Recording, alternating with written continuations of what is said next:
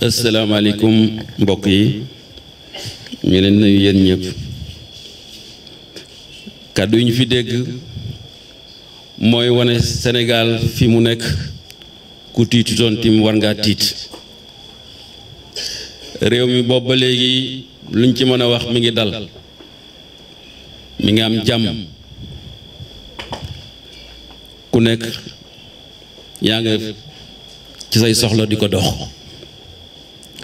waane dafa mel ne Macky Sall fi mu nekk dafa bëgg a jaxal réew mi li nga xam ne moo doon jàmm di sérénité ak calme mu bëgg koo salfaañoo ñuy wax dàq élection mais dàq élection su waroon a am ñun ñoo ko war a laaj Ousmane Sonko, le leader de l'opposition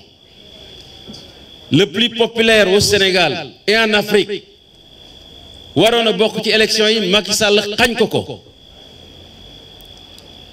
Bassirou Diomaye Faye suñu candidat duñ ko may sax temps de parole pour ci campagne électorale bi mu mën a wax xanaa ñun kay bu doon am kuy kaas pour ñu reporter élection ñun ñoo war a kaas pour ñu reporter élection mais ñu ànd ak suñu ngor ànd ak suñu jom ak suñu dignité ne lu métti métti nañu dem ci élection yi parce que xam nañ ne bëre bukkeeg mbaam la ala kulli al le 25 février 2024 Bassirou Diomaye Faye la ñu teg mu nekk président de la République. Alors bu fekkee ne nag li ñuy wax dëgg la ñu ne suba dafa bëgg a waxtaan ak askanu Sénégal ne dañuy dax élection yi may wax askanu Sénégal professeur Mary Teuw wax na ko léegi bu boobaa Macky Sall nekkatul président du Sénégal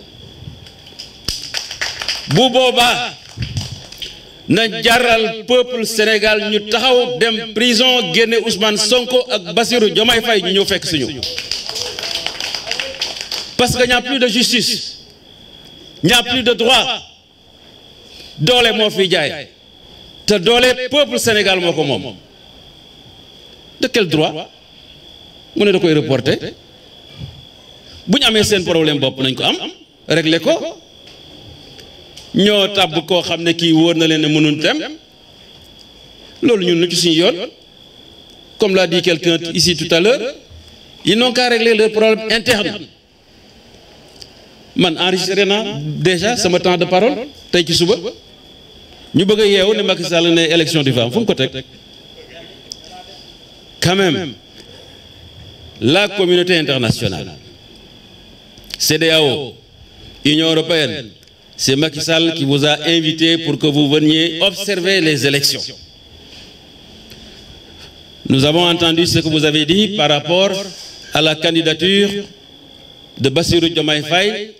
en demandant à ce que tous les candidats soient traités à égalité. Le jour où vous l'avez dit, nous avons appris que Macky Sall a corsé les conditions de détention de Diomaye Faye, ce qui est injuste, intolérable, inacceptable. Je vous rappelle, vous, la communauté internationale, que Macky Sall, président de la CEDEAO, a exigé à ce que des élections se tiennent dans des pays en guerre. Il l'a fait pour le Mali. Il l'a fait pour le Niger. Il l'a fait pour le Burkina Faso. Mais le Sénégal, est-ce que nous sommes en guerre? Est-ce que nous sommes en guerre? Pour qu'il puisse, lui, ancien président de la CEDEAO, demander le report des élections? Mais non. Vous êtes des témoins de ce qui se passe et de ce qui est en train de se tramer.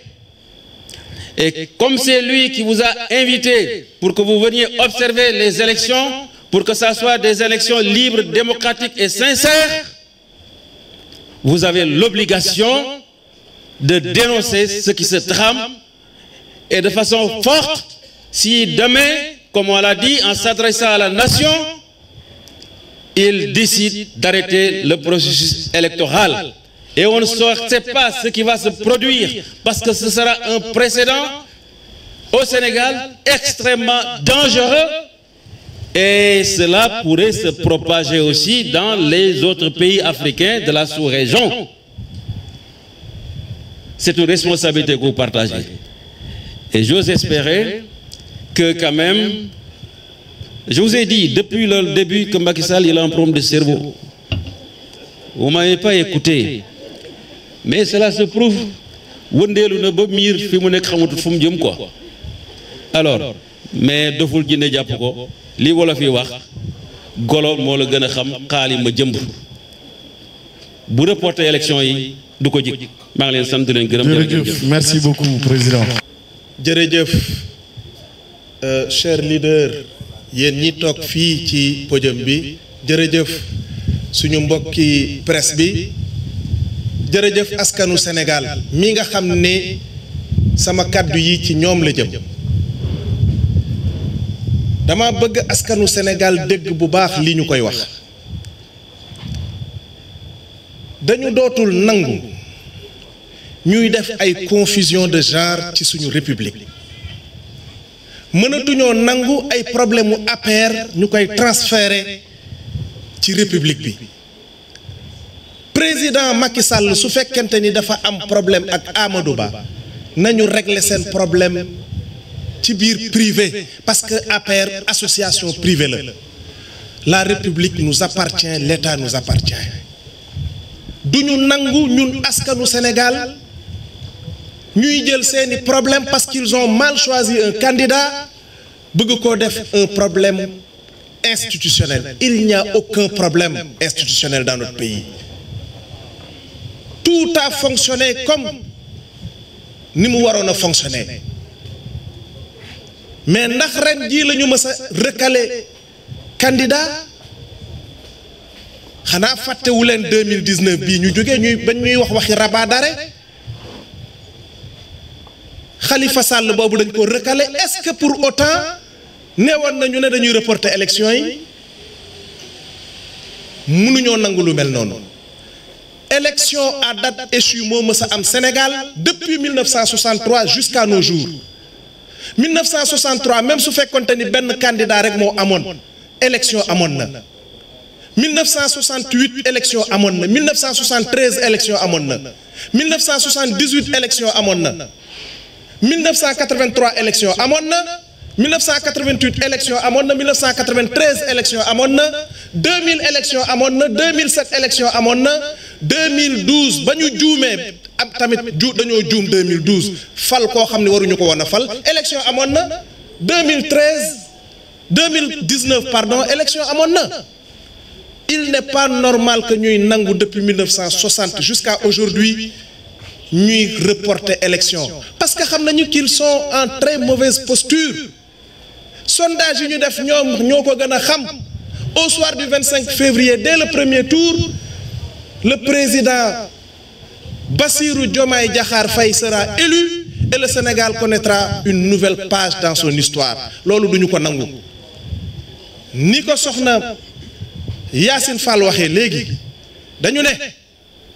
président de la République nee nay day wax ak sénégalais yi suba à midi la ñu wax lu ñu mësul a gis tamit moom mu def ko su fekkente ni dafa jël décision bi nit ñi di xalaat ndaxte nag xel du jariñ lu dul xalaat su fekkente ni dafa bëgg a jël décision def coup d'état constitutionnel le peuple fera face. Le peuple sénégalais fera face parce que le peuple sénégalais a toujours su faire face. Amul benn grand rendez-vous bu peuple sénégalais mës a raté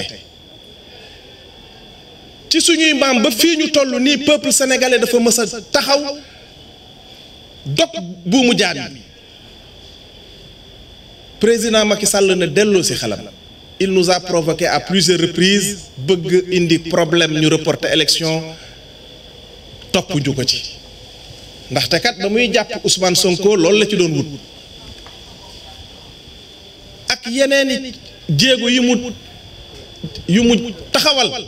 pour provoquer peuple sénégalais ne ko ñun le 25 février rek la ñuy xaar le 25 février nag c'est un rendez-vous exceptionnel historique pour ñun bëgg bëre ñàkk bëgg bëre au soir du 25 février Inch'Allah notre candidat sera élu dès le premier tour. Sénégal xamaat beneen façon doxalin peuple sénégalais bi nag taxaw nañu temm ci ne bis bu leneen amee ñoom ñoo ko nar a fajal seen bopp te loolu gëm naa ni dina am maa ngi leen di gërëm asalaamaaleykum wa rahmatullah. jërëjëf merci.